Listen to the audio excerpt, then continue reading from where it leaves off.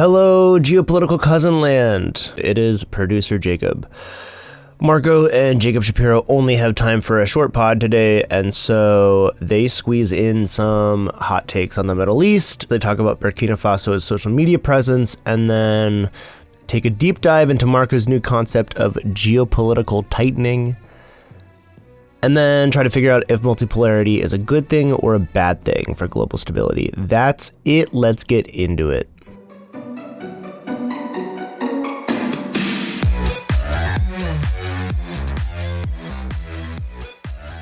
All right, listeners, Marco and I usually have the luxury of relaxing for a 2-hour conversation, but we've got a tight 57 minutes because I've got to run. So we are going to absolutely blow your minds. There's no time for foreplay. There's no time for jokes. There's no time for basketball, even though the Knicks are up 2-0. Oh my God, we've got to get straight into it. I will integrate Jason Tatum metaphors throughout this though, because you might remember, Marco, last year on a podcast with you, I said there was no chance that Jason Tatum was good enough to lead a team to the NBA championship. I think in retrospect, that was the correct call. It's just everybody else was so shitty. Anyway, we're not supposed to do that. So anyway, why don't we start here? There's been a lot of weird stuff in the Middle East the past couple of days. Kind of started with actually something you sent me with RFK Jr. and Nancy Pelosi both raging at King Abdullah II of Jordan, also Star Trek's most famous extra, made an appearance in Star Trek Voyager for you Star Trek nerds out there. And apparently the issue is that King Abdullah said that he would accept 2,000 children from Gaza who had cancer and other illnesses. He's only taken in 44. Now he's slow playing it. And Jordan says that the king is slow playing it because he's not sure they're going to be able to return to Gaza. I don't know who would want to return to Gaza. There's nothing left of it, but we can get into that later. And Kennedy and Pelosi are taking this as a personal affront and a betrayal. We can get into that later. Then earlier this week, the Houthis struck Israel with a missile. This was not your garden variety missile. It got past missile defense. It made a huge crater near the Tel Aviv airport, shut down flights in and out of Israel for a while, so it got the Israelis' attention. Israel went back and hit them. In the meantime, apparently Donald Trump had a call with the Houthis and agreed that the United States would stop bombing them as long as the Houthis stopped bombing shipping, to which the Houthis, and I mean, we have to take this, at face value from the source, but according to Mr. Trump, the Houthis said, cool, we're just going to keep bombing Israel. And Trump was cool with that. There was no objection from the United States that the Houthis were going to keep on with Israel as long as they stopped bombing ships. Some of the quotes here about the Houthis are also incredible. Trump saying that he had a good outcome. They had a great capacity to withstand punishment. Quote, you could say there's a lot of bravery there. It's amazing what they took, end quote. Israeli Prime Minister Benjamin Netanyahu has come out and said, fine, the Israelis will defend themselves alone against the Houthis if they must, if the United States is not on their side. And then amidst all of this, Israel also in the last week or two has been talking about basically just annexing the Gaza Strip. There have also been rumors and various reports that the United States has agreed to administer the region on a temporary basis until the Israelis or some other group of countries or whatever else can take it over. Like there's a lot that is unclear here. And in the background, Iran and the United States continue to have negotiations, and Marco Papich has been running around the Middle East, briefing clients and learning things from the ground up. Marco, where should we start? Well, I mean, I thought that was, I think one of the interesting things that Trump does is that he actually gives props to, America's rivals. And it's very old school. It's medieval, and I think that this isn't the first time he's done it. He actually did that to Iran after the killing of General Soleimani. Iran retaliated, and President Trump said, okay, I respect that. I consider this matter over. Actually, Vice President Harris, brought that up in the debates, if you remember, and she actually accused him of being callous and glib about American servicemen being, put in harm's way. I think it's appropriate given that the world is multipolar and you can't enforce some sort of a unipolar normative hegemony. So you've got to, recognize the reality. But what's interesting to me is just how quickly apparently the deal was struck between the US and the Houthis. And what's not clear to me, but I lean towards the view that President Trump and the Houthis actually agreed that they would not target American vessels and American shipping. It didn't seem to me like the Houthis said that they would stop targeting all shipping. But I guess that's yet to be confirmed or, seen in reality. So it does seem to me like the U.S. is, effectively just pursuing its own interests. And I think that most countries in the Middle East already knew that. In fact, one of the interesting things that I did found out while I was in Saudi Arabia was that for many Saudis, it was really after various drones attacked their infrastructure, energy infrastructure, that Saudi Arabia took seriously this idea that Americans wouldn't be there to actually prevent any conflict with Iran. And therefore, they went ahead and made their own detente. I don't want to call it a peace deal because it's not. Iran and Saudi Arabia are always going to be rivals, and they're always going to look at each other askew. But it was interesting that was the narrative that was very prevalent in Saudi Arabia. It was like an obvious thing. Like, yes, I mean, once we realized that Iran can strike inside Saudi Arabia, relatively with little costs from the American perspective, we decided to make our own deal with them. You were right. So President Trump himself, here's the quote from him. They said, please don't bomb us anymore, and we're not going to attack your ships, end quote. But then most of the media is covering it as the Houthis agreeing to stop interrupting important shipping lanes. So I don't know how we got to that leap sort of in the media there. I'm also fairly certain that the Houthis did not call President Trump and say, please don't bomb us. But that's neither here nor there. Well, let me cook on Israel for a second for all three of our Israeli listeners. And yes, I'm going to do that. The thing I hate the most in the world. A guy with the last name Shapiro is going to tell you about Israeli geopolitics. And the guy with the name Papic is just going to sidestep that landmine elegantly and let you fall right on it. I jump on it. Oh, by the way, though, I mean, in our last podcast, Marco, it was the Jew who read the Vatican correctly. You thought the next pope was coming from Asia. I said, no, I think he's coming from somewhere more traditional. You nailed it. The Jew won, nihilist zero. But here, I'm probably going to give up the victory right here. Oof. Yes. Well, you know what? That's just going to launch a steady stream of new conspiracies that Jews also run the Vatican. That's a conspiracy. Conspiracy implies lack of truth. Oh, I'm going to get in trouble. So when it comes to Israel, though, I think Benjamin Netanyahu is an incredible domestic politician, and he has survived for as long as he has by creating this Iranian boogeyman. And I think long-term in Israel's grand strategy, it's the exact wrong thing to do, because the long-term threat to Israel is not from Iran, from a Shiite Persian country that is many thousands of miles or however much it is away from Israel. It's from local Sunni Arabs and from Turkey. And those forces have been sort of gaining in power, gaining in wealth around Israel, even as some of them, like the Saudis, are batting their eyelashes at it. And Netanyahu continues to hammer on the Houthis. The other thing that Netanyahu did was he completely tripled down in his relationship with Donald Trump. Thought that Donald Trump was going to look out for Israeli interests, thought that he had the measure of the man. And that was a miscalculation. He didn't have the measure of the man. And I have been saying for years that the United States would jettison Israeli interests just as soon as it was in U.S. interest to do so. And that would have been Biden, it would have been Harris, it would have been Trump, it would have been anybody. There was nobody who was going to have that ironclad commitment with Israel. And I don't care that Jared Kushner's in the background. Like, it's just not going to work. And Israel long term, if it's thinking about its future, it really needs to start thinking about a world in which it doesn't have sort of unqualified U.S. support. It needs to think about threats that are much closer to home, whether that's Turkey and its navy in its backyard, or going after their natural gas interests, or the breaking up of treaties with Egypt and Jordan, or a real insurgency in the West Bank, because the Palestinians realize they have nothing left to lose. Like, it's a very difficult position that Israel has put itself in. And I think from just a grand strategy point of view, its short-term politics is affecting Israel's long-term strategic interests.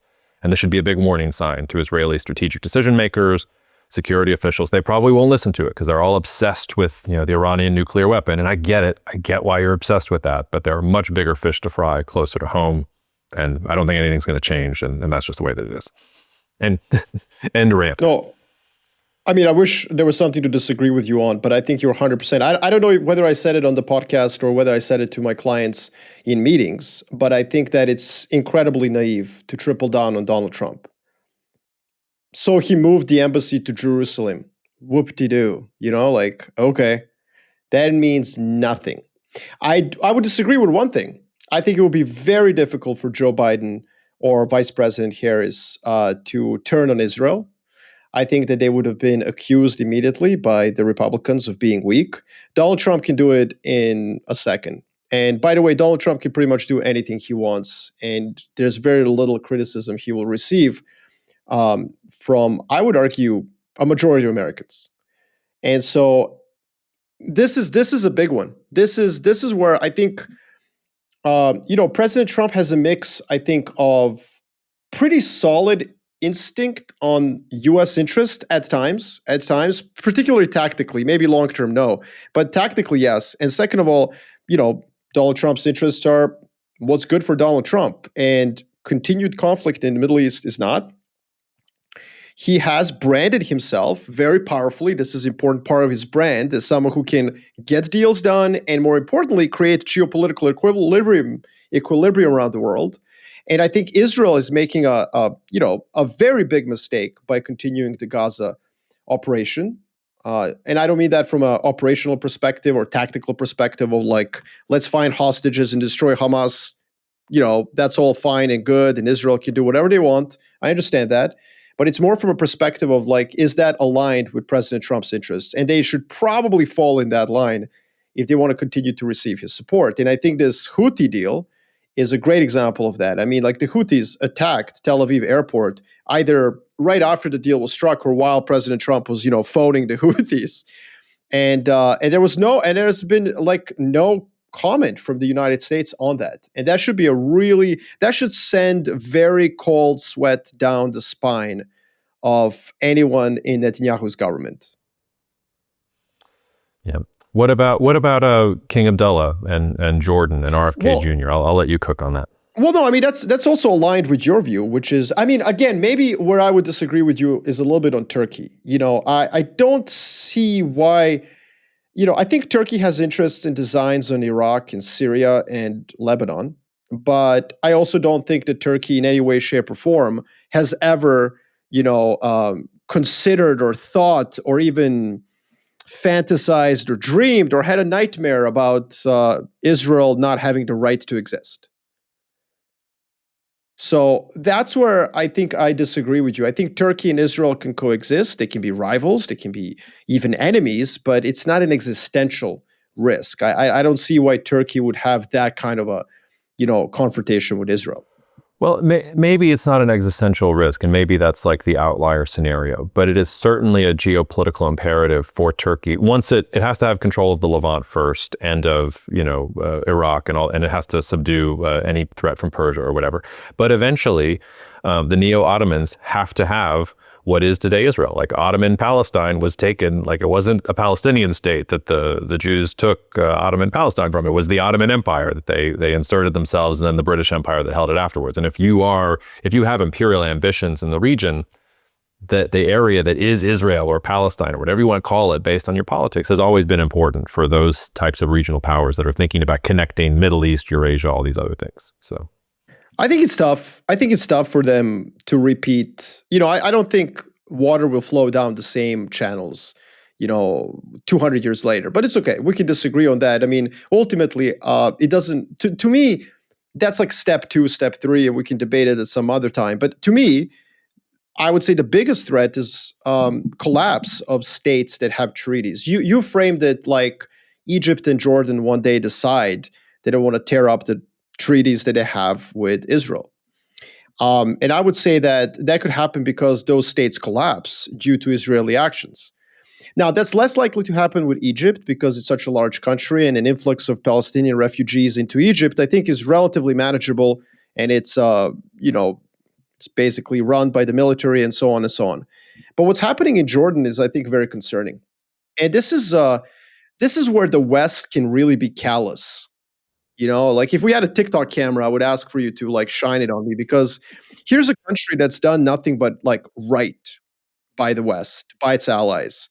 It's stable monarchy. King Abdullah is doing the best job he can do. It's a country where Palestinians, either descendants of refugees or refugees themselves, form a very large majority.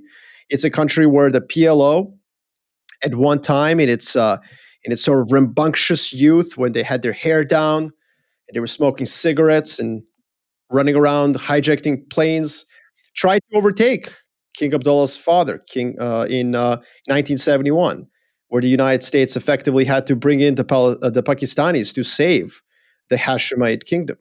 So this is a country with a history of problems between the monarchy and the Palestinians. I think King Abdullah has really worked on fixing that.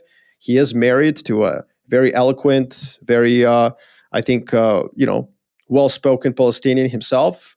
So he's tried to create this kind of syncretic culture, but that makes it more difficult for him to ignore what's going on. And over the past, 18 months, I would say that the delta, the change in tone from the monarchy of Jordan is probably the most severe when it comes to Israel out of any country in the world. People talk about Europeans not sending weapons to Israel anymore. Like that's neither here nor there. The real change in attitude and tone is from Jordan. And I think King Abdullah is basically telling the world, like, hey guys, like I can't hold back the dam any longer. And if Israel annexes Gaza, I think that's, perhaps neither here nor there. But I think the biggest problem is what happens to the Palestinians, the West Bank. And if they start coming across the border to Jordan, I think that Israeli threat perception is going to diametrically change. Israel has not had to guard its eastern borders, which are massive. It hasn't had to deal with them in over, 30 years. It hasn't had to really worry about them at all. And so I think that this is an existential risk to Israel. I believe that the preservation of the Hashemite monarchy dynasty in Amman is more important to, honestly, Israeli continued existence than, anything in the world. And yet they're treating it so callously because you're completely right. Benjamin Netanyahu is perhaps one of the greatest domestic politicians in the world. But I think that he has absolutely no interest in what happens to his own country 24 months after today. Can't argue there. All right, let's move on from that because I know we're short on time, but I just want to say Nancy Pelosi and RFK, what the hell do they even know about this region? I mean, they're blaming King Abdullah. This is the hypocrisy that I'm like, 2,000 children in Amman hospitals, the third richest country on the planet, has the gall to criticize Jordan for not taking 2,000 sick kids from Gaza. What? There's no space in American hospitals? Like, are you kidding me? This is a country of like 12 million people. It is shocking that they would publicly voice this. And anyone who's watching this and hates Trump and the Republicans or hates Democrats and Joe Biden, please, for the love of God, realize they're kind of all morons. That Nancy Pelosi and RFK can be on the same page, and that page is, quite frankly, it's embarrassing for the United States of America to be putting that kind of pressure on a country that's trying to balance incredibly difficult politics and geopolitics. So, God bless Jordan. Obviously, I'm biased. I spent 4 years of my life there as a kid, and I think it's an awesome country. And I think that they're doing the best in a very, very difficult region to balance all sorts of different, very difficult landmines. So I think it's embarrassing what Nancy Pelosi and RFK said. They're basically accusing, King Abdullah of reneging on his promise to bring sick children into Amman, but it's not that simple, And if they understood that, they would just, swallow the bullet and say, you know what, the United States of America will take them because it's become a very difficult thing for King Abdullah to act on. Yeah, it's tone deaf. And I also appreciate Jordan just from an intellectual perspective, because on paper, if you just look at all the things that make up Jordan and all the challenges they've had, that country should not exist geopolitically. It doesn't make sense. The fact that the Hashemites have held on as long as they have doesn't make any sense. It's actually a nice slice of humble pie for geopolitical analysts, because everything that I know about geopolitics tells me that Jordan should have collapsed during the Arab Spring. and the fact that they're still alive and kicking after taking all the Syrian refugees, after everything with the Palestinians, after ISIS on its borders with Iraq, Saudi. Let me go further. Can I interrupt you and go further? Please. That country may very well, in some sort of parallel universe, be a bastion of terrorism, right? I mean, you have all these refugees from all these conflicts, vast majority of them with a bone to pick with Israel, and yet it's been nothing but an absolute oasis of stability.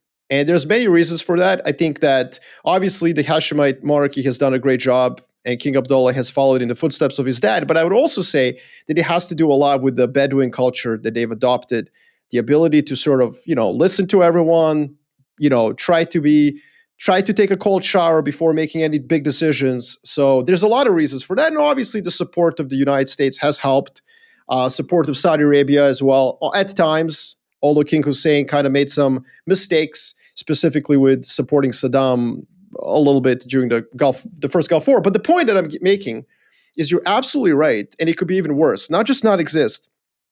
Israel cannot ask for honestly a better neighbor.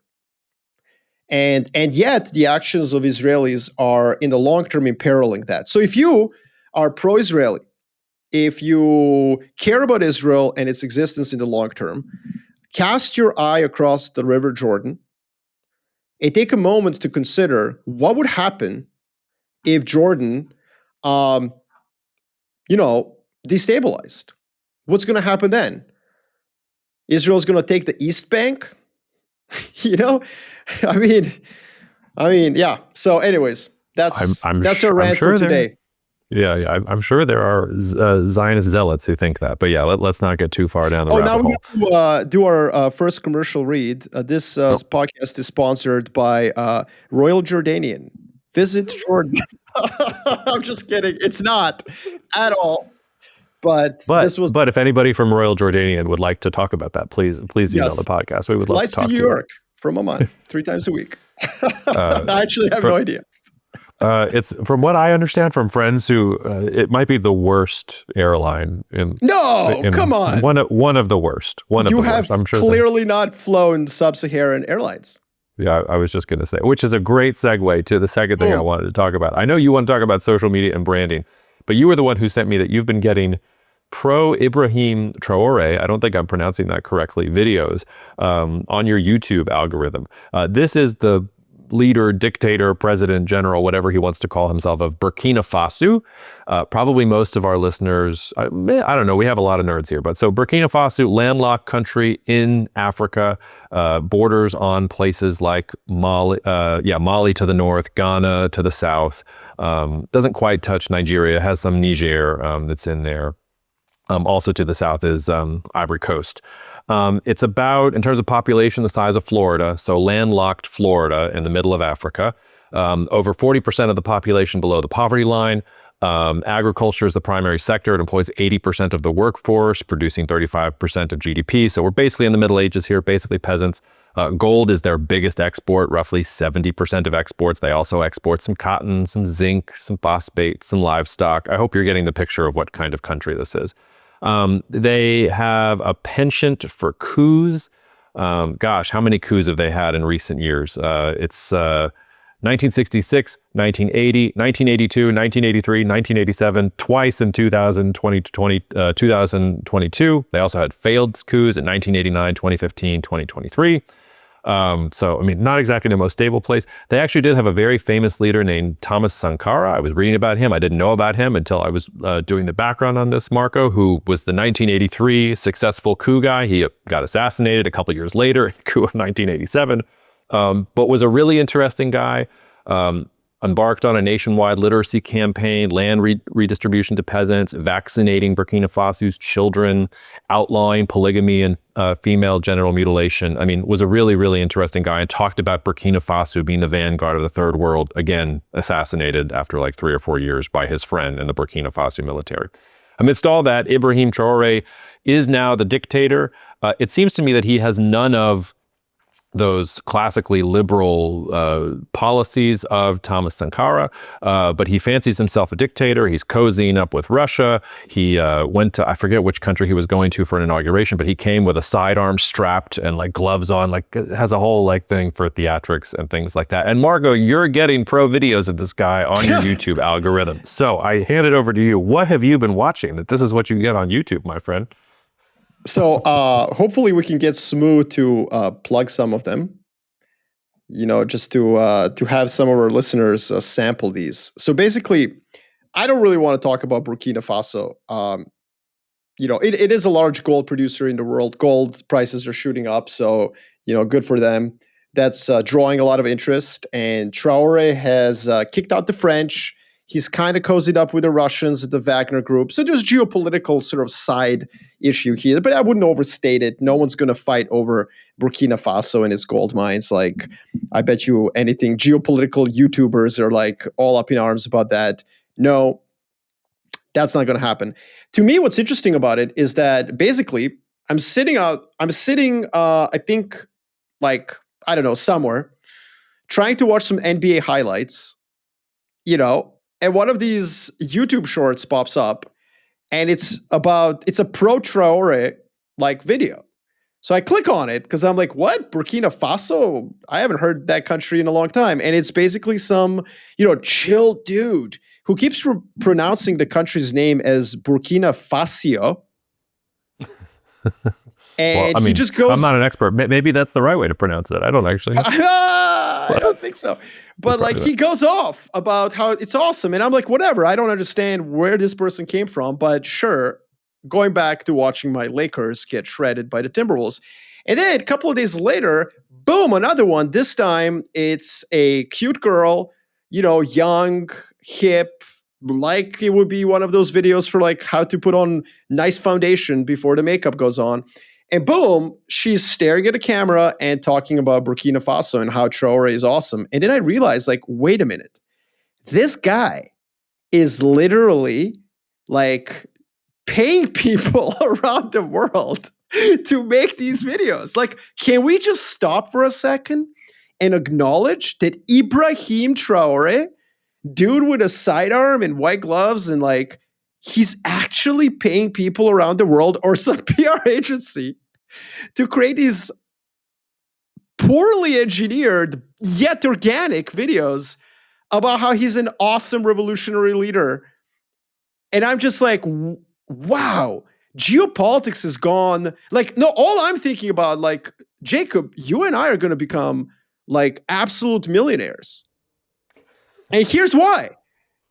Geopolitics has gone like mainstream.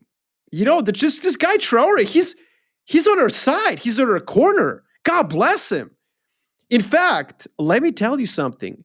He has shown perseverance in fighting off the colonial French who wanted his mines. I'm just kidding. He actually hasn't paid me yet, so I can't really do the whole bit. But the point is, it's insane. Like, social media has become a geopolitical battleground. Now, I know a lot of people are going to say, dude, that's always been the case. Like, Russia stole the election. Like, no. This is much more organic, much more low key, much more lowbrow, and it's kind of awesome. He is the exact same age that I am. So he's younger than you. In some sense, we should view him as a competitor. And maybe, Marco, it shouldn't be you and I talking. Maybe we should get some cute girl putting on her foundation and then looking in the camera and being like, multipolarity and Royal Jordanian Airlines. What is the combination of these things? And why should you listen to Marco Papic and Jacob Shapiro? But so he's younger than you. Yes. And I will say, I'll take a little bit of the other side, which is to say, this is obviously Russia is pushing this. Like this has the Kremlin's propaganda fingers all over it. And why maybe they're testing something out. I don't know. Like, I don't think that Traore was sitting there and was like, aha, I will use YouTube in order to. I disagree. I disagree. I think you nailed it. And actually, I noted his age. I looked him up. Yes, he's like 37, right? He's 37. There you go. So I noted that, and I was like, no, man, I bet you he's doing this himself. Actually, he may not even like this. There is a department, right, in his like communication ministry or something. And he has literally hired the person to do this because he's 37, because he's tech savvy, because he probably spends like 7 hours a day on YouTube. This guy is literally paying people to do his branding and PR. To what end? I'm not really sure, but I for sure hope that he listens to us. I will do a live show out of Burkina Faso. Like, bring it. Do you know what the capital of Burkina Faso is? Yes, it's Ouagadougou. Wait, Wow. something Okay. like I wasn't even going to try to pronounce it, but I see that you have it there. He is also that what is this? Wait, how do you you got pronounce it. it? I don't know how to pronounce it. It's spelled Oh, no, Ouagadougou. Well, I think it's yes. Ouagadougou. It's got some French stuff in there. He's also got Ouagadougou. not an interesting past. He studied geology in university. He was part of an association of Muslim students and a Marxist association when he was at in the same school. time. This guy is just hedging Islamists and Marxists. Like, he doesn't care. I mean, no, Well, this guy. his media biggest challenge savvy. is the jihadists, like Burkina Faso, Niger, all these different countries. I mean, this is like smuggling central, and the jihadists and all these others are moving weapons and drugs and people through all these different things. And the reason that he's in the position that he is, and that you've had coups in all of these different countries, and why they're all so mad at the French, is because nobody could stop this, and they're dealing with massive insecurity. And you're probably going to have a population that is willing to trade, whatever the heck he wants to do wearing gloves with his sidearm if he gives them security. And I don't know if he's going to be able to give them security. This is a tall task. This is not like Bukele, where he can just lock them all up and then start, harvesting, mining Bitcoin with the powers from the volcano. Like, Burkina Faso doesn't really have much that it can really go with, and he's going to have to really defeat the jihadists if he's going to survive. So Listen. So what if the gold bugs are right and gold goes to 5,000, right? Like, look, I just want to say right away, President Traore, Marco Papic, I was pretty much the first to notice what you're doing on social media and call it brilliant. When you set up your sovereign wealth fund, you got your CIO right here. Boom, there you go. I don't think gold going to 5,000 is going to make enough of a difference here. I think you're overstating. He probably won't. It's actually, look, it's a large country, as you said, the size of Florida, lots of people. I think it's like 38 million or something like that. Lots of challenges. This isn't an easy country to run. Actually, what is the population? Let's see here. I think it's like I got that right. 23 million. It is 23. My bad. Yeah. I just doubled. Well, you know what? I'm already thinking, and I already took Ghana for my future president. So there you go. I just combined it with Ghana. But anyways, look, the point is, joking aside, I think that it's fascinating. Like, I should not, my YouTube algorithm obviously is trying to figure me out, knows I'm a basketball fan, and I guess love geopolitics.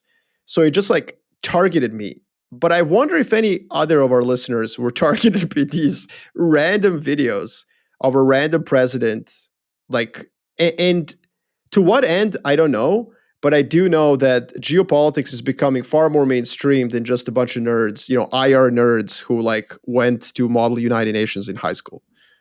Maybe one of our listeners will tell us that there's much ado here about nothing, but you're not the first one to notice it. I hate to burst your bubble. Like, in just the last month, the Economist had a profile of him. The Council on Foreign Relations had a negative profile. Like, most of these things being anti his policies and talking about him as a pro-Russian force, anti-French, anti-the West. That's not the point. But they didn't talk about social media? They all, not as much. That you have the social media thing, but I'm just saying that, like, they got in the Economist's algorithm and they got in the CFR's algorithm, so that they're like focusing on this guy, which there are tons of different places all around the world where you probably have leaders who would love to have a profile in the Economist, even if it's a negative one, and they don't, and this guy does. So something is happening where he is like, he's winning, getting on the radar of Western states and of English press. To what end? Like with you, I'm not quite sure, but it's happening. It's interesting that it's happening. So, okay. That is segment number 2. Segment number 3, you wanted to talk about geopolitical quantitative tightening. Yeah. I have no idea where you're going with this. Why don't you lead us off? All right. Well, you know what? So I've been traveling the world over the last 3 weeks. So I did an around the world trip to visit my clients and give some speeches. It started with Hong Kong, Singapore, Abu Dhabi, Dubai, Muscat, Riyadh. I'm actually recording this out of Vaduz in Liechtenstein, where I had some great fun with clients and good friends. And it's interesting to me that nobody's really panicking. Americans are kind of panicking about President Trump and the tariffs. The rest of the world is not. They're not happy about it, but I didn't get a sense of, that the rest of the world thinks that the world is collapsing. So that was interesting. I did not get asked about a recession at all. No, I got asked about because we're already in one. Sorry. Yeah, no, and that's fine. Like we might be already in one, but it's like whatever, sure, whatever, it'll be fine. And maybe that's a sign that it won't be fine, by the way, and that's perfectly fine. I understand that. But what was interesting to me was, first of all, everyone's already kind of comfortable with this world. And I mentioned earlier Saudi Arabia, and I mentioned basically how after the Abqaiq Quraysh attack in 2019, Saudi Arabia realized that it was, it was kind of on its own. And so it had to make the deal with Iran without American participation. And then two things happened over the past week or so. First of all, we have India, Pakistan exchanging fires. We talked about that last podcast. And Vice President J.D. Vance said, very similar to President Trump's comments on the Houthis, he basically said, like, look, America wishes that these two countries would settle their differences peacefully. And we certainly would hope that they do so, but it's not our fight. So you've got J.D. Vance basically saying, like, look, India and Pakistan, like, God bless you both. We hope that you figure it out. And then President Trump saying, like, well, we made a deal with the Houthis. Like, everyone else, have fun. And so there are two ways to interpret this. One is this hegemonic stability thesis, This is why unipolarity is so good. Charles Kindleberger, famous economic historian, wrote about this in various books. This idea that the hegemon provides, it solves the collective action dilemma of the world by providing global public goods, such as literally the freedom of navigation. So the Houthi example being very important because the US has effectively just announced that it will no longer provide a very expensive global public good, which is free seaborne transportation. Like they will do so for their own ships. And so the consensus view is basically that without hegemonic stability, you have, multipolar instability. There's no more America ensuring that the rest of the world is going to be safe. This is effectively the beginning of the end of the world, as our former colleague and good friend Peter Zion, wrote in his book. But then I have a different way to interpret this, especially when I look at what's happened with Iran and Saudi Arabia making a very stable detente, which has ensured that the Israeli-Palestinian conflict doesn't actually spill over the rest of the Middle East. I mean, yes, Iran and Israel exchange missile fire, but it hasn't spread to the rest of the Middle East. And in fact, the rest of the Middle East is quite stable. I just visited 3 countries in the Persian Gulf, and they're awesome. There's absolutely nothing. No, I mean, there's absolutely nothing going on there that's wrong. It would be like saying West Germany and Denmark are unstable because the Iron Curtain is next door during the Cold War. Well, that wasn't the case. Yes, Iron Curtain, countries behind it were in a bad shape, but West Germany was freaking awesome.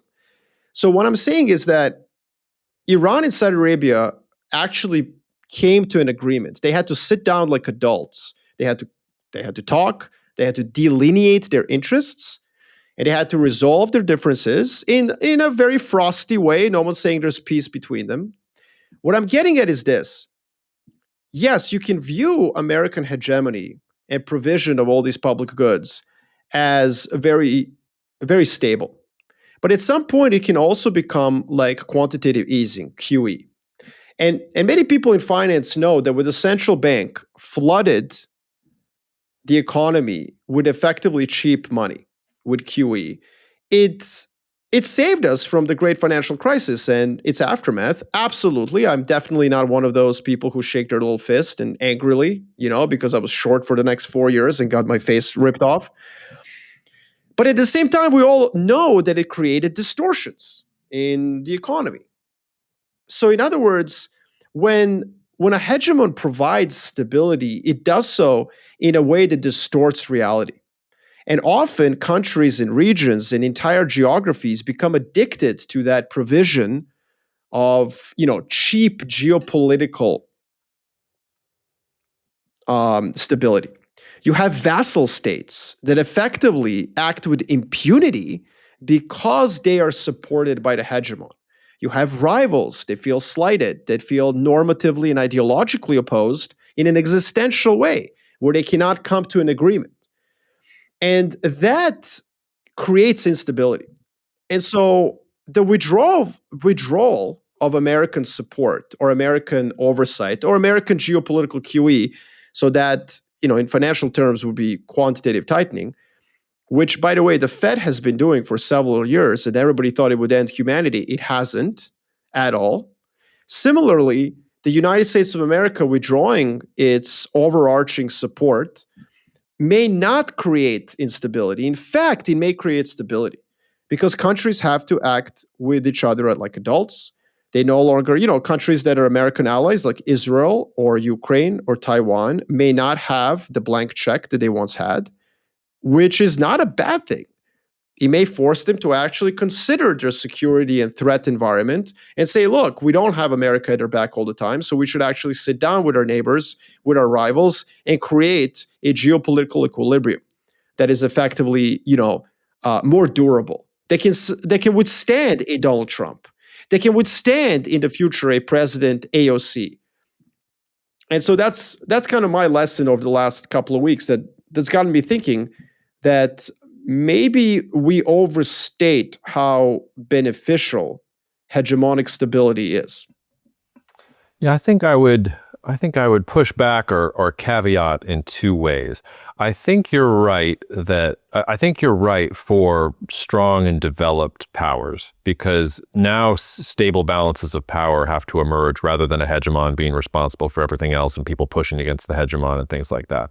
But as you can see in places like Burkina Faso or in Congo or with India and Pakistan, like places on the periphery, those places get worse because those places become the proxy wars that the Olympians use to fight their battles, because they're not going to fight their battles, so sort of to your point, with real wars. Russia tried to do that, and look where Russia is right now. Nobody else is going to do that, China included with Taiwan, in my opinion.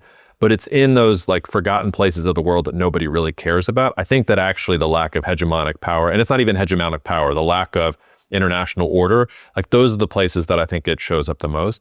And the second is, I think you're right for the snapshot in history where countries are all trying to take advantage of the multipolar system. But previous eras of multipolarity eventually go to the point where you have countries that get strong enough in their own backyards where they think they can be the global hegemon, or they have an imperative, say like Japan in the early 1900s, to become a hegemon because otherwise they can't continue to grow or can't continue to do the things that geopolitics is forcing them to do. So you have this period, I think you're right, of like stable dynamism where you have balancing against each other. But if you get to the point where, say, and we're not there, people have been calling this about China, for example, for decades.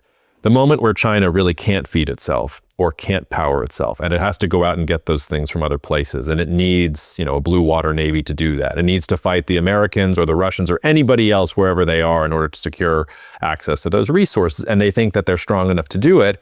Well, suddenly you can get sort of global war. So the caveat there is, I think you're right in the short term. I just think that if you go too far in that direction and you get countries that begin to drink the Kool-Aid and believe that they are themselves regional hegemons, then you get the possibility of some of these global conflicts. And I think the hardest thing for countries in navigating the multipolar era will be 20 years from now that we're not in World War III. Because I think if things go unchecked, and if you get the US on one side, and China on one side, and Europe, and all of these mutually exclusive interests, and countries that think they are strong enough or deserve different things, like then you can get into the situation that we were in the early 1900s and mid 1900s. But I think broadly speaking, like that's the reason I am so like optimistic from an investment perspective over the next 10 to 15 years. This should be a time of booming, not of, to your point, like constraint.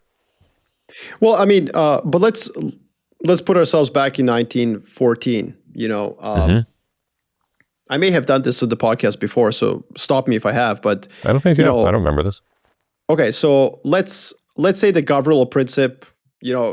Shout out to my people, Serbs, original terrorists since 1914. Started World War I, right? Shot the crown prince of basically Austria-Hungary in Sarajevo, and that launches World War I. Now, let's create a scenario, a game, where that happens, but every great power is a nuclear power. So Serbia is not a great power, so no nukes for Serbia, but Austria-Hungary is. They have nukes. Russia has nukes. German Empire has nukes. The France has Ottomans have nukes. Let's say no.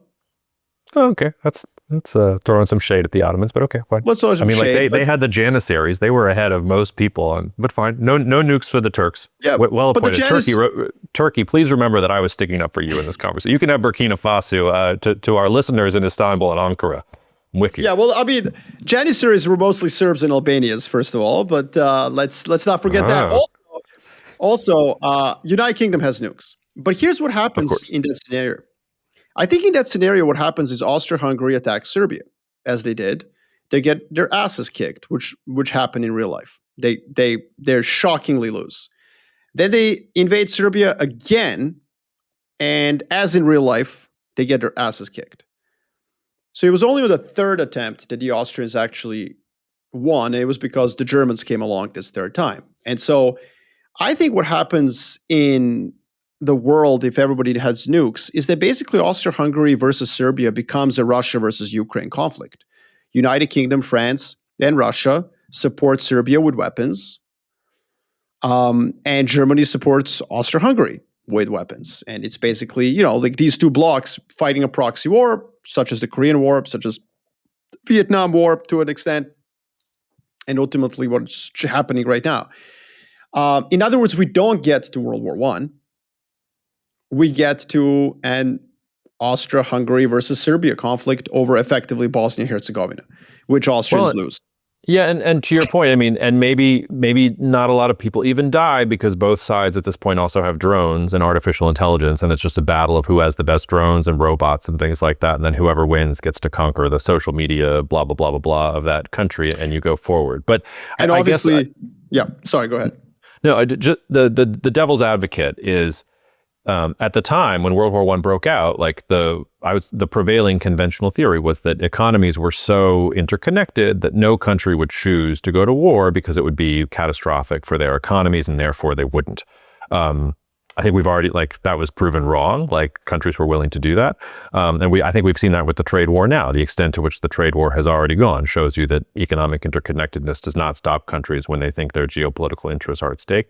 The way I'm going to push back against you, though, is that the notion that nukes will prevent great power conflict from breaking out feels a little bit to me like, economic interconnectedness will obviously prevent countries from going to war with each other because it would destroy them. Like, it has worked that way thus far, but I don't know. I'm not so sanguine that is always going to be the case. Well, look, there's two ways to look at this, Jacob. Number one is that I'm right. Because people, wait, just let me. I know it was just funny the way you phrased it. There are two ways to look at this. First of all, I'm right. First of all, I'm right. Second of all, you're wrong. No, that would be the same thing. No, first of all, I'm right, and the reason I would be right is because it's much easier for a mere pleb to understand being incinerated by a thermonuclear device than like how the web of interconnected finance and economy prevents conflict. In other words, like there's a real challenge in accepting nuclear war, even amongst the dumbest of us, right? So that would be the first. The second way to think about it is that you are correct.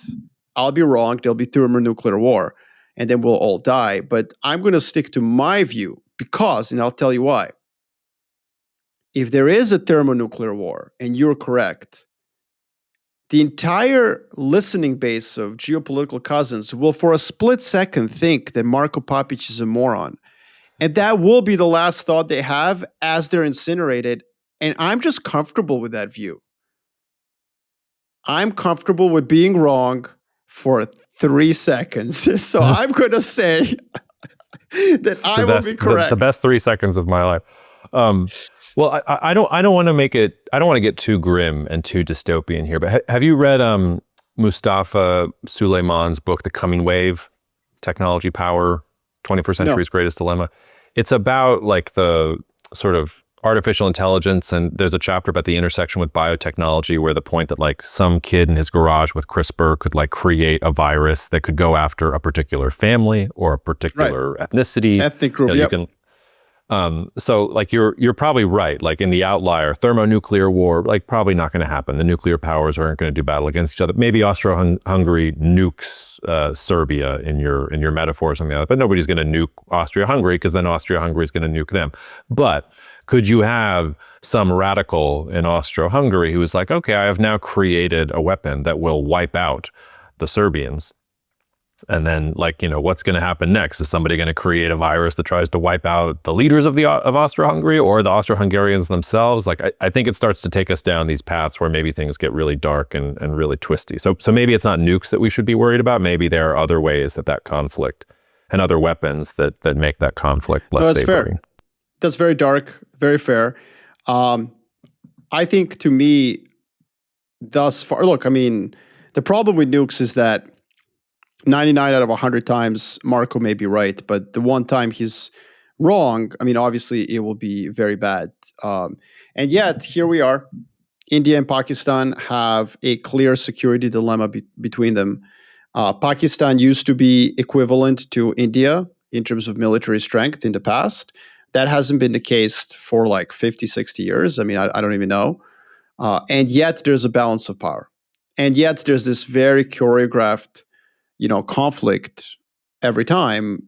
Like nuclear weapons, clearly, like if the South Asia subcontinent didn't have nuclear weapons, I mean, don't you think that India, given its massively overwhelming now advantage over the last at least 50 years, would have at some point just said, like, what are we doing here? Like, these guys can't fight us.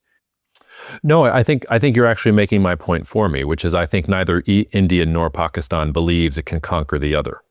And that the nukes are there, to your point, as a defensive failsafe. But we have not reached a point where either side can confidently say to itself that we can conquer them and our government can survive the political consequences or the pain that would come from doing this. Like, sure, there's 1 billion Indians and there's 300 million Pakistanis. How many Indians would have to die in a conventional war to, number one, conquer Pakistan and then to actually govern it? Like, it's just not realistic. But you could get to a scenario. I don't think China's going to do this, but let me say that now, right? This is absolutely fantastical. But let's say the United States continues to decline. We don't make ships anymore. We only have 200 ships in the Navy. We're having measles outbreaks everywhere. China has become a true blue water Navy. It's everything else. And they decide, you know what? We're going to sail up the Mississippi and take the United States. Like, we think we can do this and we're tired of this Western power, whatever. And it does the United States at that moment say, oh, the only thing we have is nukes. Like, existentially, we have to survive. We fire the nukes back. Like, it has to be some type of scenario where a great power thinks it can off another great power, and then they have to resort to nukes as like a last sort of ditch effort thing. But I think you're creating a straw man and way too much of a high threshold, because, India and Pakistan could have a conventional war where a lot of people die, but over a limited, because I just don't see what would be the point of India conquering Pakistan, for what end to what end. I don't think they would ever contemplate that. But Kashmir, like taking all of it, like that is a reasonable goal for a country to decide to start a conventional war over. And even that conflict has been prevented. And by the way, India has genuinely an overwhelming conventional military superiority. So clearly the reason it hasn't decided to do that is because of the Pakistani nuclear deterrent. So even a smaller conflict has been prevented. Or because it doesn't have the imperative to do it and the capability to do it. You're right that India is a bad example from that point of view. The good example is the one I brought up earlier, which is early 1900s Japan, which is to continue to survive and to grow. Japan was forced to become imperialistic and dominant and militarily aggressive. And so they had to take the East Indies. They had to take parts of China. They had to take parts of Russia. They had to continue to expand until they had enough control to actually maintain their economy the way that was going to be. So you'd have to have a country with that kind of imperative that says, no, I will go after the great powers, because if I don't, then the United States can just cut off my oil and I'm done in 6 months. Or, China can just say something and then example. I'm done. So I think that's a very good example. That's how multipolarity fails. Yeah. Yeah, exactly. And it's why China's maybe the scariest of all the countries, because China has echoes of that. Like, China in its vast history usually can do things itself. It's the Middle Kingdom. It looks inwards. It thinks everybody else is barbarians. But if you get to the point where China does truly have to look outward and has to secure its interests by being a global hegemon, and if it starts to believe that it can do that or must do that, like then multipolarity starts to shift into a sort of darker place. And there are two, we should probably dedicate a whole hour to China at some point, but I think there's two views on this, including in China, including with mainland China strategists and scholars and academics. And one is that, no, China is genuinely different civilization. And then there's the other view which says, no, since the end of the last basically dynasty and the collapse of the Sun Yat-sen temporary regime, China has effectively adopted the operating software from, Europe of a nation state. And that does mean that they will eventually think like Japan did, like the United States does, thinking in terms of spheres of influence, regional hegemony, global hegemony, and so on. And so, I guess, given your example, the world better hope that the Chinese do think they're a different civilization, that they won't fall down the same path as every other regional and global hegemon. I think they do, and I think they are. But the United States once thought that it was too. And Japan did too. To your point, of all the countries that decided to wholeheartedly just adopt the operating system of European nation state, I think Japan is a great example. And so studying that early 20th century Japan and why it embarked on the decisions it did, I think is very interesting. Of course, at the time, imperialism was on mode, so like, Japanese models at the time, their example were the expanding German Empire talking about its place in the sun, the Russian Empire next door, Europeans. And so I can see how they thought that they were behind on imperialism. But nonetheless, I think your point is imperialism's valid. Back, baby. We've got pictures of William McKinley in the White House. Remember, like it's back. Yes. It's here to stay. All right, I got to go pick up my kid. That was a good 55 minutes. We'll get back to you all next week.